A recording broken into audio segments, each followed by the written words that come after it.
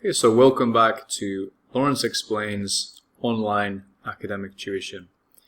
In this short video, I'm just going to analyze 3 quotations from the poem Checking Out My History by John Agard.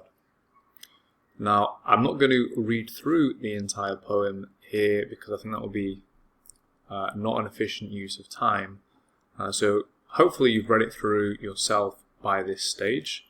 But read it through yourself. Also, I would recommend going to Agard's own reading of it, which you can find on YouTube. Just type this in, John Agard, Checking Out My History, reading, and you will see him giving his own rendition of the poem, and he's a very dynamic and interesting reader as well. So definitely go and check that out. Now, I'm just going to comment on a few features of the poem. And the first thing I would comment on here, and this is going to be my first quotation, what I would do is while analysing this poem for the purposes of an exam, I probably would have this as a quotation. That would be my first quotation here. So I would have this as a quotation, them tell me what they want to tell me, bandage up my eye with my own history, blind me to my own identity. So the them here, repetition of them, creates the sense that there is an us and a them here. And who is John Agard talking about when he refers to them? Some people say it is the British colonialists from, 1700s. Some people say it's the modern day British establishment. But I think it's pretty clear that he's talking about here the education system. The education system. And it's important to note that Agard himself was educated in Guyana. So it's not the British education system as such. It's also partly the Guyanese education system. Now, up until 2007, Guyana followed the GCSE and A-level syllabus. So to administrate their own students, they used the GCSE and the A-level. And on the GCSE and A-level syllabus, you do not study many aspects of the history that Agard discusses in this poem. You study World War I, World War II, industrialization, and so on when we're talking about history. And it is very much a British-focused curriculum, which is unsurprising, really, given that the GCSE and A-level are British qualifications. So it's a British-focused curriculum. And the Guyanese education system was following a British-focused curriculum at this point. So the them really refers to this system, the British education system, but also the Guyanese education system. I personally see this kind of accusation from Agard as being so.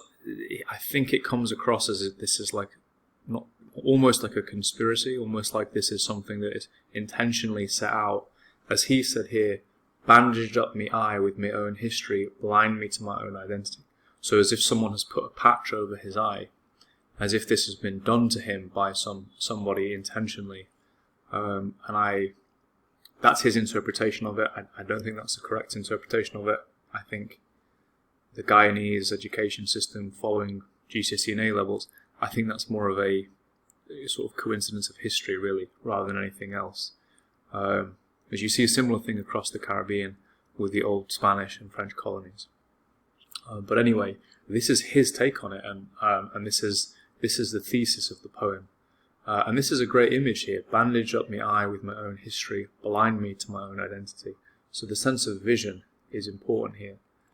And the sense that his lack of understanding of his own cultural roots, his own historical roots, or his ancestral roots, limits his vision, and that is his angle here. So I would analyze this introduction to the poem here and explore some of these ideas.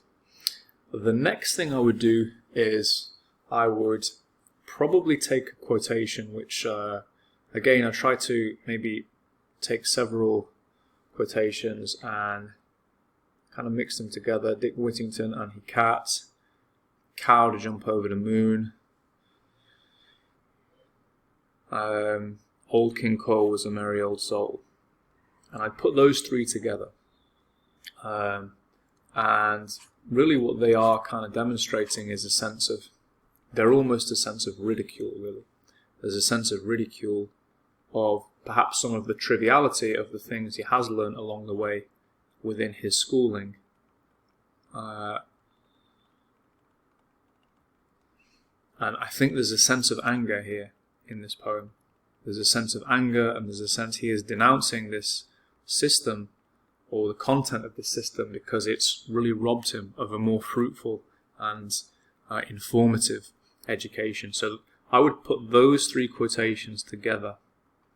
Dick Whittington and he cat, cow jump over the moon, and King Cole was a merry old soul.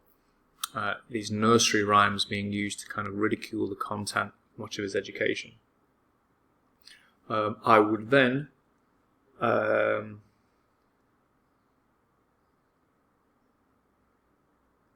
for the final quotation, I would then take these few figures. I'm not going to take every figure that he discusses.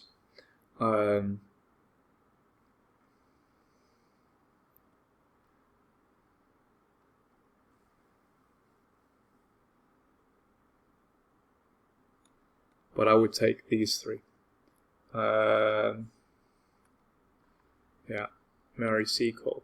So we've got Toussaint, we've got Nanny the Maroon, and we've got Mary Seacole. Important figures from, in this case, Caribbean history,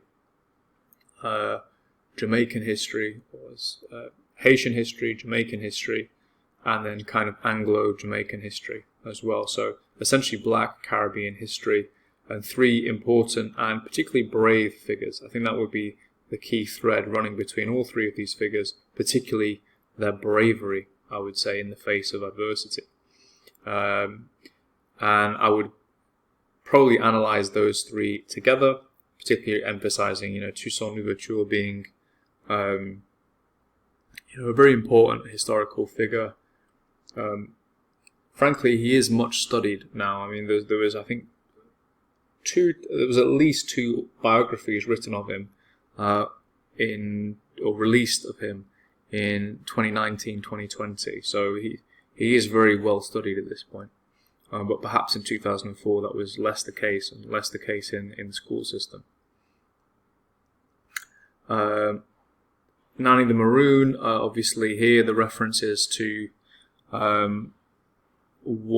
basically a lady who was led a group of runaway plantation slaves in Jamaica, and they basically created these independent basic societies in which they were just able to live with some level of freedom.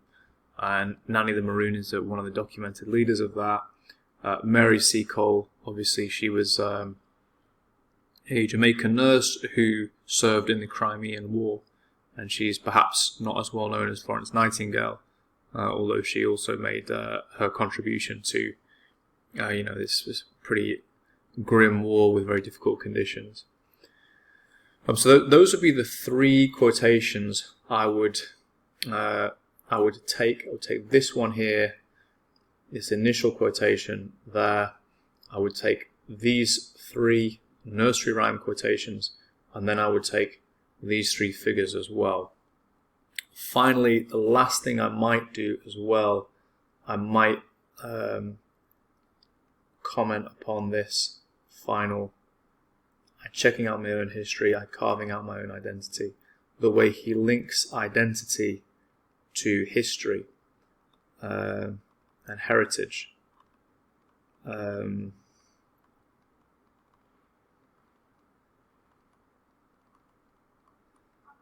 He thinks this is a fruitful way of thinking about one's own identity. That's the point. Yeah, I think that's a debatable point. I mean, it's a valid point, but it's certainly it's something that it can be debated.